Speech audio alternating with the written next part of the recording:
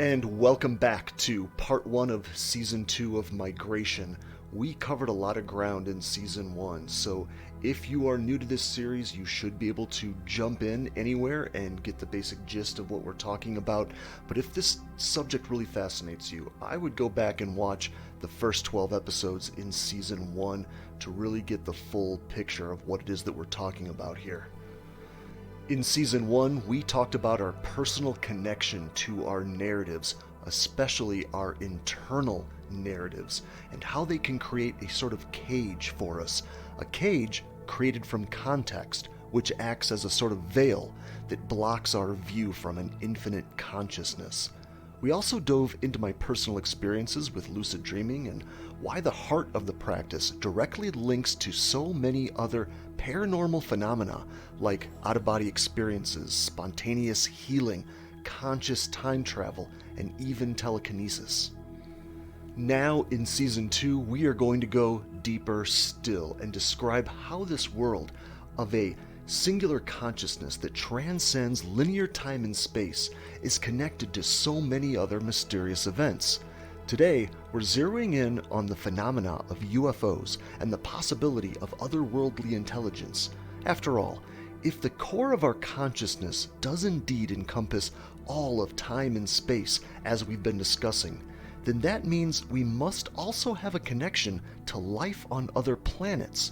Life which may very well be thousands, perhaps millions of years ahead of us with these very notions that I've been posing on this show. But what could that mean, and what are the implications of that?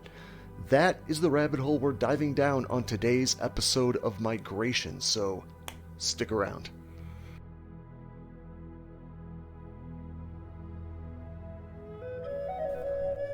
Humanity has found itself at a spectacular crossroads, where we have been posed with a choice which, presumably, no other creature on this planet has ever faced.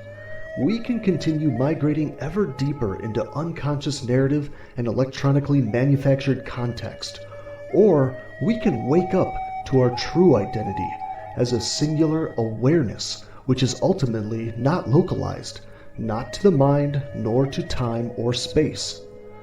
You're watching the pages of Migration come to life, an experiment in summarizing the wisdom from a lifetime of personal encounters with the paranormal and analyzing how it applies to such abilities as lucid dreaming, out-of-body experiences, spontaneous healing and telepathy, and even to our increasing encounters with intelligence beyond our world. I've come to understand that there is a unifying dynamic behind all of these seemingly disparate events, a dynamic we can all tap into. Other than the rare relationship I maintain with information and narratives in general, there's nothing special about me that's allowed me access to this realm. In fact, I'm personally an atheist. That is, I don't believe any of these experiences are supernatural. These events simply require a new understanding of the phenomenon of consciousness, which our science is, as of yet, at a loss to explain, specifically because they're looking in the wrong place for it. I invite you to join the migration into real power, which can literally, not metaphorically, take us beyond the stars.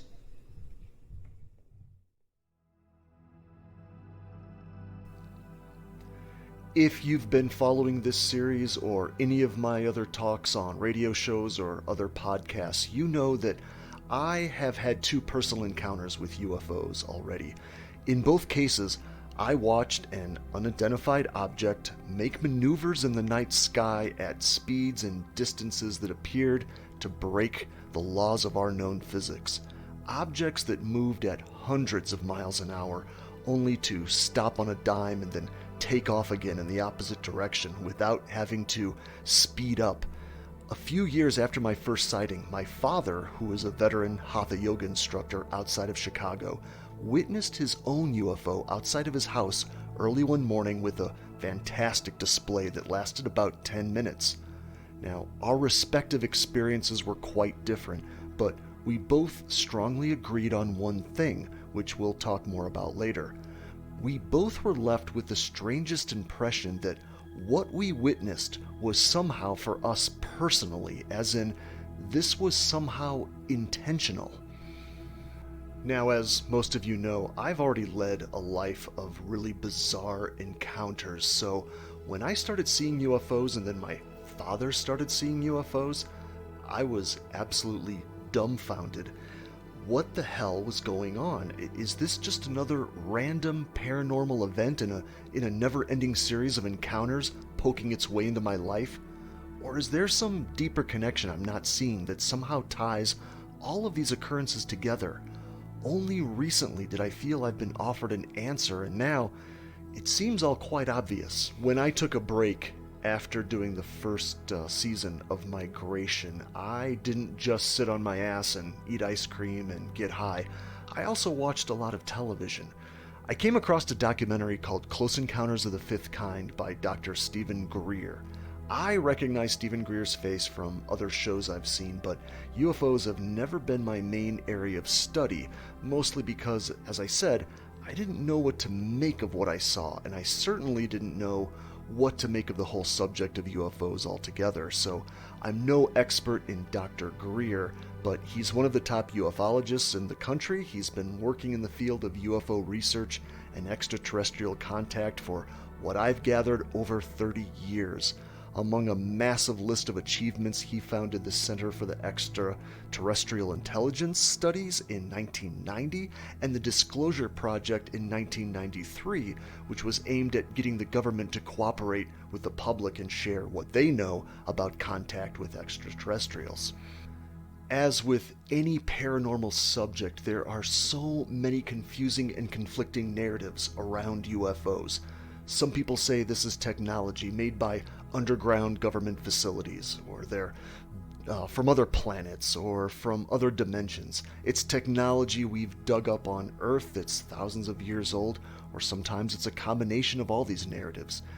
And there are still some who are saying that all of these events are people just being mistaken about what they saw, a position which is getting harder and harder to support, in my opinion. The point is, even with my own experiences with UFOs and all the paranormal phenomena I've witnessed over the years, I never heard someone pose an hypothesis about this subject that really clicked for me until I listened to what this Steven Greer was saying. Consciousness, this faculty of being sentient, awake, is not limited to our brainwaves or our bodies, but in fact transcends the limits of space-time. It's an unbounded field of awareness. And that is true whether you recognize it or not. Interestingly, it doesn't matter if you intellectualize it. That is the reality of it that has been proven through scientific studies, such as Dr. John's work at Princeton, where they would have people put their awareness on a random number generator that's spitting out zeros and ones randomly, and would intend to shift it, say, towards zeros, and it would shift without any linear wires, just their thought. Well, what he's posing here is exactly what we've been discussing on Migration, except that I've been coming at this from the perspective of what this looks like for us humans. In my case, I began spontaneously tapping below our layers of human narrative and context to reach a cosmic consciousness that is aware of the universe as a whole from the beginning to the end at the same time. Now, we dove into great detail of what this looks like back in episode 11 in season 1. So at that point, a civilization becomes really focused on the development of higher states of consciousness. And as they evolve in consciousness, their technologies evolve with them. They will begin to then unfurl the mysteries of consciousness and the cities I mentioned earlier in the Vedas, but those get applied technologically, which include levitation, teleportation, dematerialization, bilocation, where the same object can be instantly resonantly created and be in two places at once. We've had this happen on our team.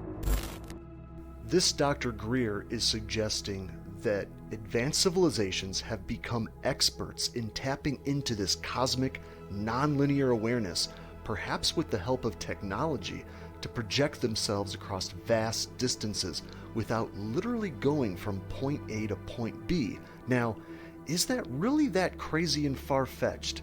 There was a time when I certainly would have thought so, but in light of everything I've come to understand about consciousness, it actually is beginning to make perfect sense.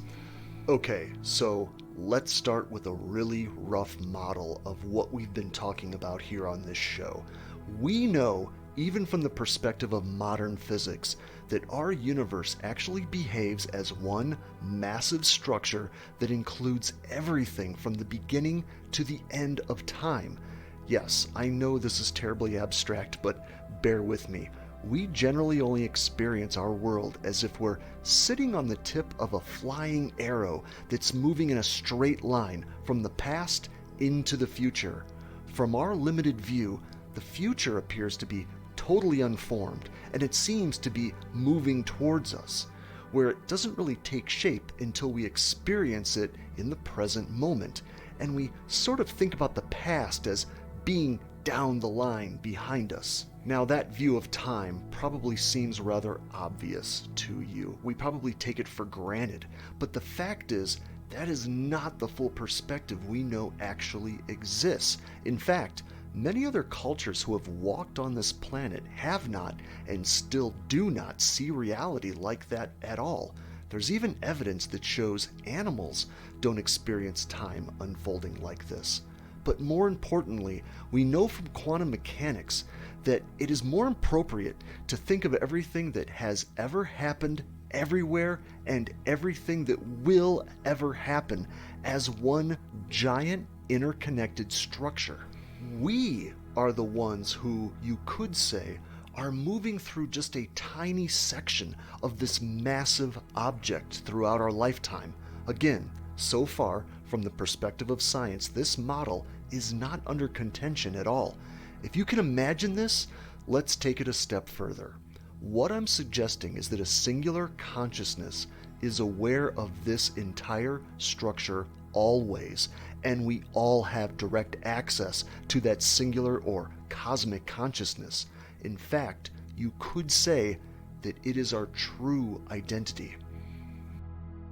When you accept what this science is showing us, that we are all connected, and you then say, well, hold on a second, if we're not just connected with human beings, but we're also connected with the plant life, with the planet itself, with the entire animal kingdom, and you begin to develop that deeper sense of empathy with all that, who's to say that that interconnectedness doesn't extend to all the other planets, to the cosmos?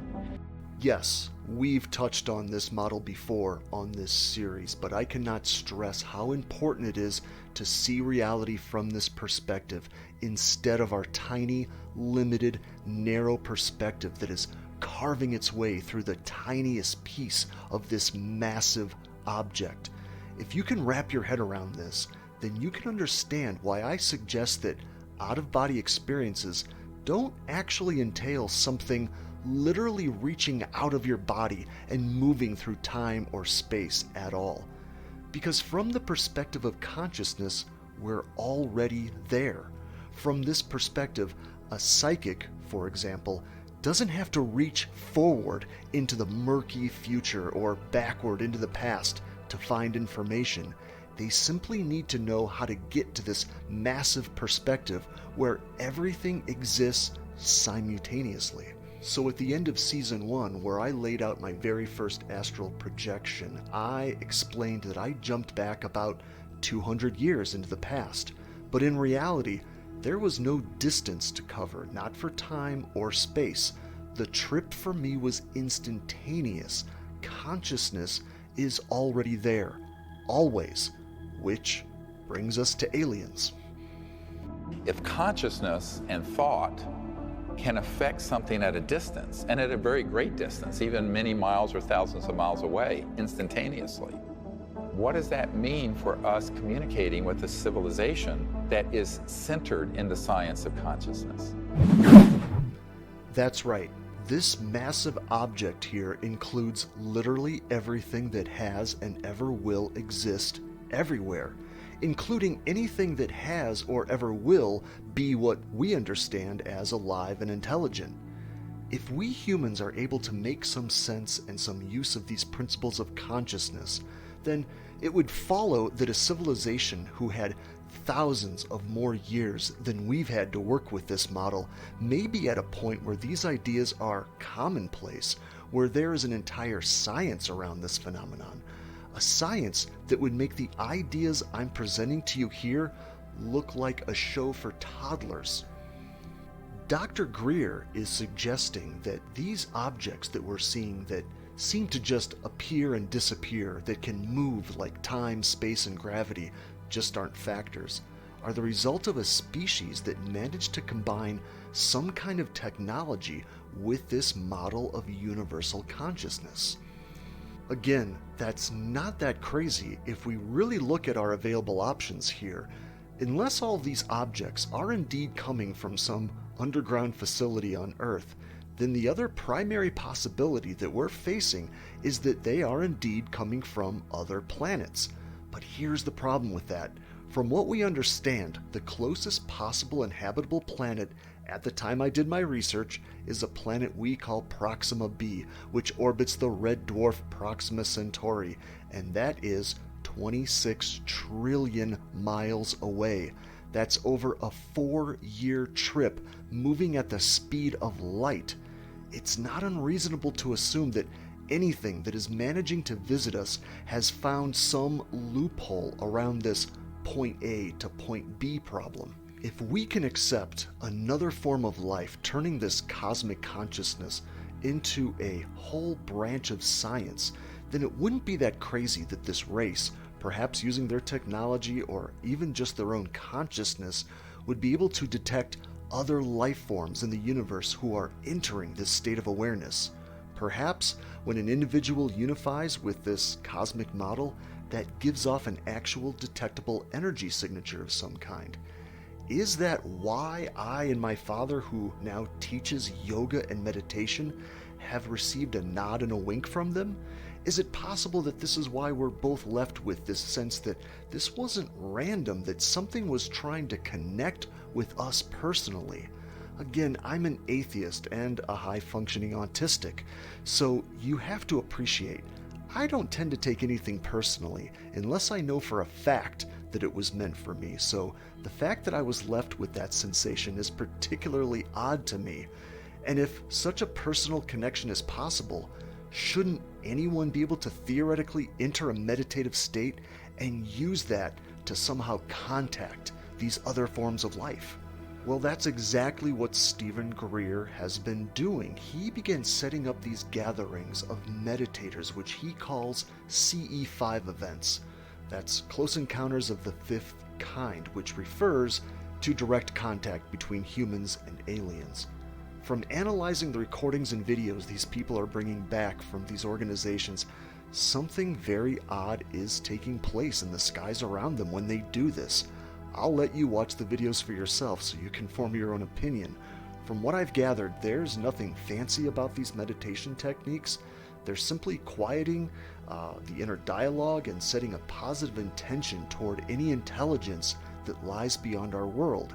If you want my favorite meditation technique that I've described so far in this series, go back and watch Part 5 in Season 1, Spaced Out. The last big notion that I personally had to wrestle with when I was thinking about these ideas that he was presenting was the notion of combining consciousness with technology somehow. What would that look like, and how would you even start to merge the two? I think we have two possible places to start here. One is the result these researchers claim to be pulling from what they call random number generators. I've read about this technology, and I've seen these studies mentioned in videos before, but I've never used a random number generator. I promise I will find a way to obtain one, and I'll give you my personal opinion on what I found. But if there is something to this, then yes, you may be looking at the most primal technology in this game. Something that would look like stone arrowheads to another species, perhaps. But it's at the core, we have consciousness changing an electronic system, and that's where you'd have to start if we're trying to get to technology that merges in such a complex way with awareness itself. And of course, the second place we can start looking for ways consciousness interacts with physical matter is with the human body. I mean, theoretically, this cosmic consciousness is interacting with the human brain and central nervous system. So if we look at the human body as essentially a machine, and we look at consciousness as this infinite dynamic that transcends space and time, then we have to conclude that there is something about the brain that allows that consciousness to communicate with it in the same way if we were looking at a radio. Imagine for a moment trying to understand a cell phone if you were coming from a belief system that assumed that all of the information you can pull up on that screen is already stored inside that little compartment. You'd be at a loss. The same kind of loss that neuroscience and physics is at right now when they can't identify the source of consciousness. But if we knew that those waves of information were in fact coming from outside of the phone, then we might have a better chance of unraveling how this whole dynamic works. I'm suggesting that we need to start approaching the brain from the same perspective if we really want to make that next evolutionary leap, a leap that very possibly other races have already made and continue to make right before our eyes. So we're going to end this conversation here at this point. I hope you've enjoyed this new episode. I hope I've given you some possibilities to ponder with a framework that hopefully makes these ideas a little less abstract. If you're enjoying this show, again, please keep in mind these videos are free, so the best way to pay something back is to do the like and subscribe thing. That really does help this information get seen by others. That little bit of work helps this video reach other people. Also, a lot of you have been reaching out to me with your questions, really great questions, and I've had some really great discussions with some of you who have reached out to me on YouTube or my other social media channels. You're welcome to do that. I will get around to everybody's input and questions as fast as I can. So thanks so much for joining me today. I hope this has helped. I hope this has been enlightening. So until next time, take care. Bye-bye. Well, what he's posing here is exactly what we've been discussing here on this show, except that I've been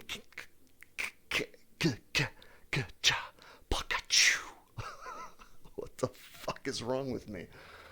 Christ. If we can accept another form of life somewhere, turning this cosmic consciousness model